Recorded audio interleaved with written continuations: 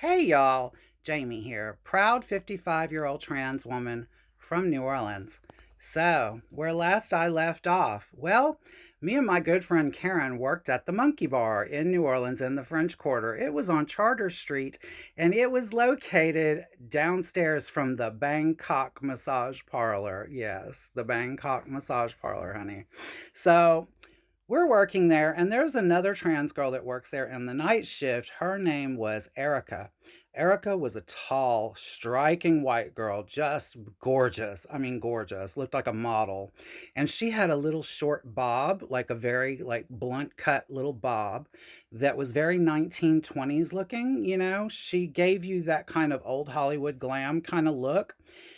And so she was working the night shift, and me and Karen happened to be there on this one night, right? And she had gone into the back. Erica had gone into the back with this big old strapping cowboy, okay? And they were back there, oh, I want to say about 5 minutes, maybe, long enough for the server to bring a bottle of champagne back there, pop the cork, and get out of their way. And then you heard a scream. I mean, a bitch scream, a blood curdling bitch scream, a man's bitch scream. And the cowboy came flying out of the back, and he's yelling, "Oh my god, oh my god, oh my god. It's a man. It's not a woman. It's a man and it's got a baby dick." Oh my god. The bar was packed. The whole entire fucking bar just lost it.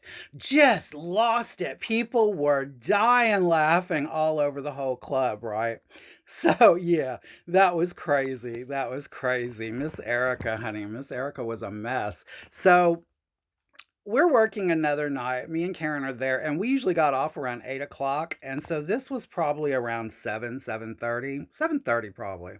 And another friend of ours named Kimberly had come into town. She was from Tennessee originally, and another beautiful young white girl, blonde. She had just gotten her breast implants, okay? And she wanted to come show them off to me and Karen, right? And she wanted to come see me. Her and I were pretty good friends. So she's there, she's visiting. Her breast implants were gorgeous, just gorgeous, like really, really beautiful. One of the best sets I've ever seen. Soft as butter, just perfection, right? And so I tell her how happy I am for her and everything.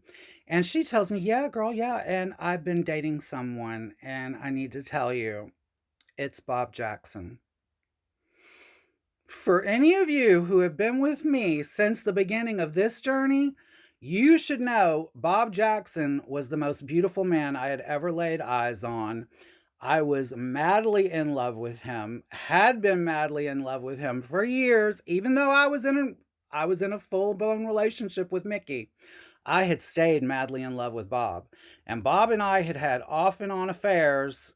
Every time him and Lisa had a fight, me and him ended up hooking up until he went off to prison, right? I had heard he had gotten out of prison. I did not know him and Lisa had had a falling out and that he was now with Kimberly. Mm.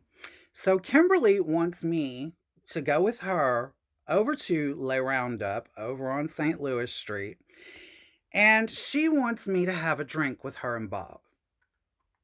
Now, I tried to tell this girl, I don't think that's a good idea. Like, you don't want me to, I don't think I should be around him. And she said, "Oh, girl, it'll be fine. There won't be any beef, girl. I mean, he doesn't have any grudges against you or anything." That's not what I was thinking, but, you know, I'm trying to tell her, like, "Girl, don't bring me around Bob. You like him, right?" She said, "Yeah, I like him a lot." "Then don't bring me around him. And she's like, "Oh, girl, it'll be fine. I promise. Just please come with me." So I finally agree. I got Karen to agree to come with me too. Like, Karen was like, "Okay, girl." She agreed to go with us, and we made our way to Le Roundup. Okay. We walk in. Candy Slice was in the bar. My good old friend Candy Slice, one of the first dolls I ever met in Houston when I first came out with Candy. Um, when I met her and Killer Kelly. Anyway, so Candy Slice was in there, and there was Bob. Bob was sitting on the other side of the bar. He had been waiting for Kimberly. Bob didn't know I was going to be there. Bob had no idea I was coming. So we're in there about, 5 minutes, 10 minutes most.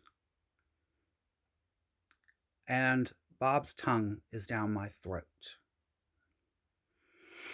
And if y'all want to know how that happened, why that happened, and what happened next, honey, y'all know the routine.